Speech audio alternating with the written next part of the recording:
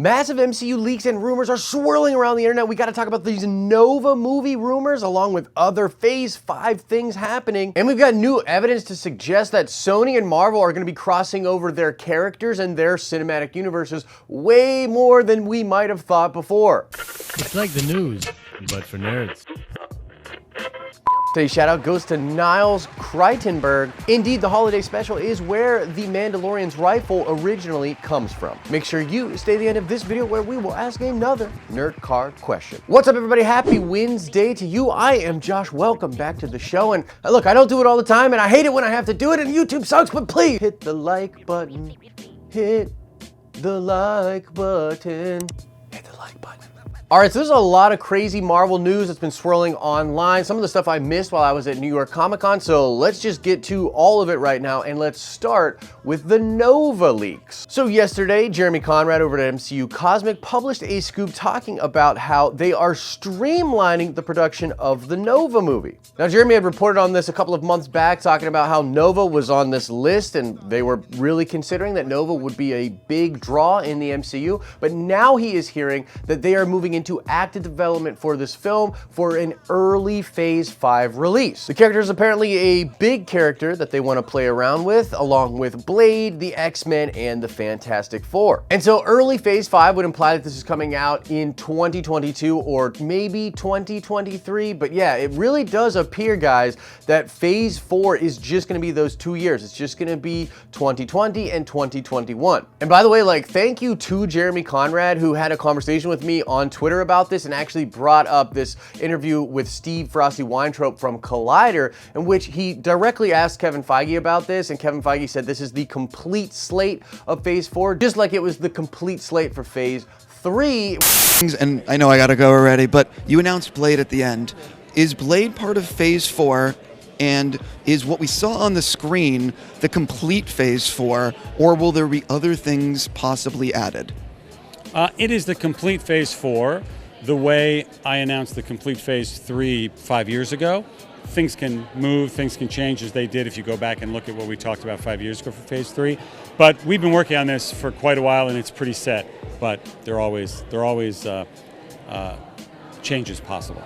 He did say, Kevin Feige did say, that there's room for things to be adjusted and to change, but that Marvel Studios has been planning this for a long time now, so this is pretty much what we're getting in Phase 4. And so technically, my secret third year of Phase 4 theory is likely dead, although I still believe that the Sony Marvel deal did alter that Phase 4 announcement slightly, so I don't know, we'll just have to wait and see. But either way, Nova's a huge character. I know that a lot of people love Nova. I think it'll probably be Richard Rider that they're going to experience, and there's just a whole lot of cool stuff that happens potentially with this movie. There's also a lot of rumors that there's a Silver Surfer movie being developed. Some people think the Nova movie and the Silver Surfer movie could be the same film, and that could be really interesting because the huge rumor is that Galactus is coming to the MCU and that he is going to be a serious force and sort of a Thanos level threat that will eventually lead into a big crossover film alongside Doctor Doom in the MCU. More on that in a minute. But yeah, frankly, Feige has talked about how Nova was originally in the script for Guardians of the Galaxy Volume 1. He could very easily tie into what's going on with Captain Marvel and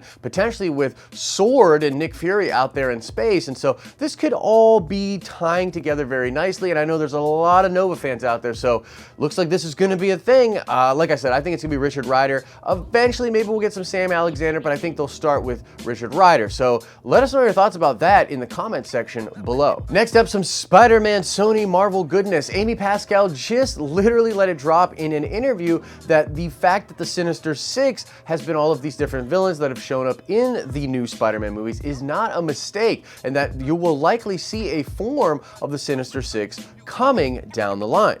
Now, this has been rumored for a long time. A lot of people just naturally think that Sinister Six is going to be a direction they go with the Spider-Man stuff. And you'll remember that Sony actually had been developing a Sinister Six movie spinning out of the Andrew Garfield Spider-Man films. And so this is obviously something they've wanted to do for some time. Now, in a recent post by Vicky Depledge, who is a writer over at Geeks Worldwide, she sort of teased that Kraven and Scorpion might actually be in Spider-Man 3. 3. And we've also heard from other leakers out there that the Chameleon was going to be a big part of Spider-Man 3 and that third film was going to be pretty dark. And we know that Feige has really wanted to put Kraven in one of these movies, so is this possibly a thing where Sony and Marvel are actually figuring out their stuff way more than just this arrangement, and that we will actually get some of the restrictions lifted and we will get legitimate Sinister Six action in the third Spider-Man movie and then in the future of whatever that Spider-Man character does over at Sony?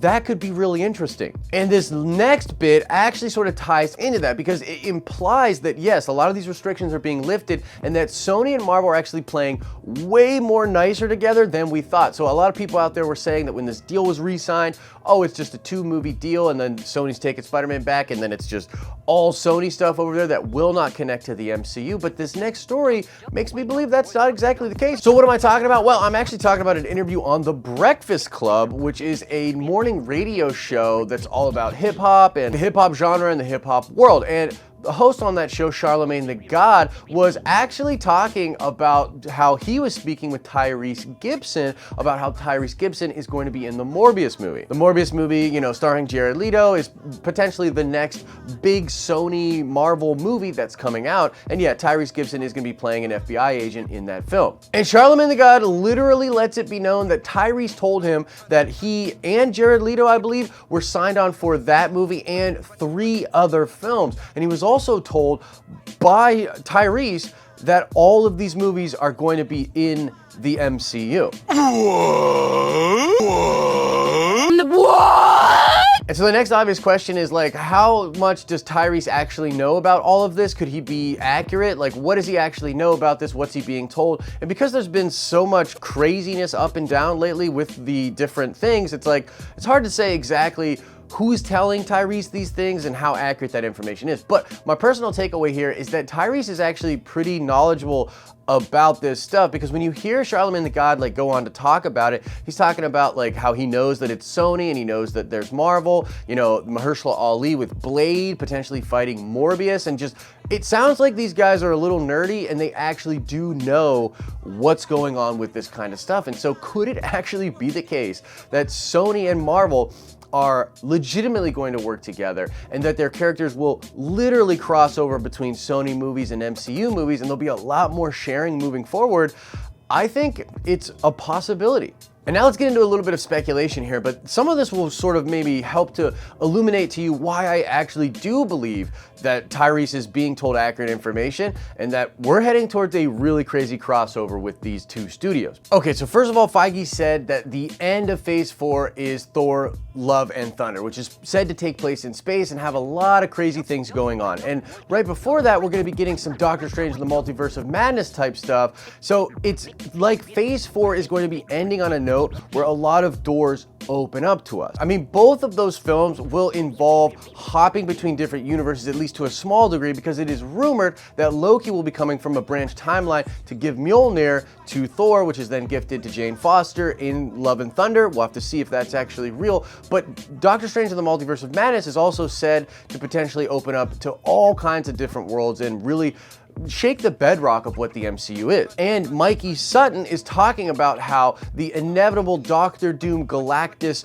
Endgame type event is going to lead to a Secret Wars and a Battle World. All of this leads me to believe that my prediction after Endgame, that basically they didn't get out of this clean and that there's a lot of crazy stuff happening in the multiverse, that things are gonna be shaken up, there's gonna be rifts and just collapsing and just all kinds of crazy stuff. I still believe that's accurate. And if we are truly heading towards Secret War and Battle World, holy crap, anything is on the table. And let's talk about it from a business perspective. I mean, now that they are looking at this 25% financing deal with the Sony movies and bringing in 25% of the money, I think it really behooves Marvel Studios to truly connect the Spider-Man movies to the MCU, and given all of the multiverse type stuff they can do it in a clean way. And also, because Battle World will presumably reset everything and create a new status quo moving forward, they can play around a lot right up until that big movie,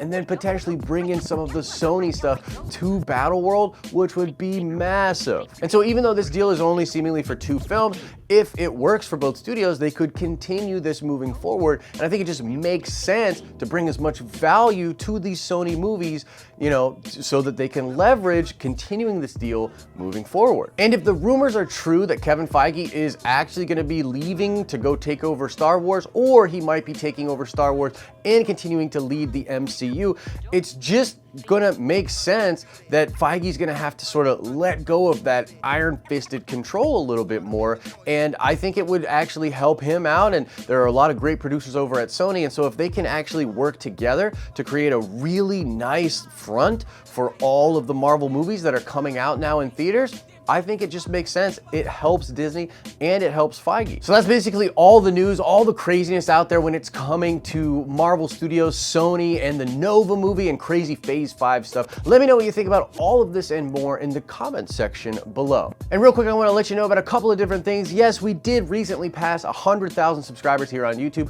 which is amazing. And I wanted to do a live stream sort of celebrating with you guys, but I also really want to talk about this Secret Wars rumors and some of the things I heard from people literally from Marvel at New York Comic Con that made me believe, yeah, we're totally getting Secret Wars in Battle World. So this coming Saturday at 11 a.m. Eastern Standard Time, I'm going to be doing a live stream talking about how I am damn sure we are going to Secret Wars and Battle World, and it'll also sort of serve as our 100K subscriber live stream as well. So show up to that to hang out and talk about Secret Wars, and also ask me any questions that you want. Should be a really fun celebratory stream. And that'll be this Saturday, October 12th. Also, you definitely want to come by on Sunday for Star Wars Sunday this week, because I might have a very special guest on a live stream where we'll be talking all about leaks and different things that are going on with The Rise of Skywalker and the future of Star Wars in general. I'm telling you guys, it's going to be a really good streaming weekend, so make sure notifications are enabled for this weekend. And now let's check the nerd card before we get out of here. I want to know, what is the name of Doctor Doom's mother? Very interesting character, played an important role in some recent Doctor Doom stories in the comic books, but the question remains, what is the name of Doctor Doom's mom? Answer that question in the comment section below. As I always say, I hope you're having an awesome and a nerdy day, and I'll see you in the next video.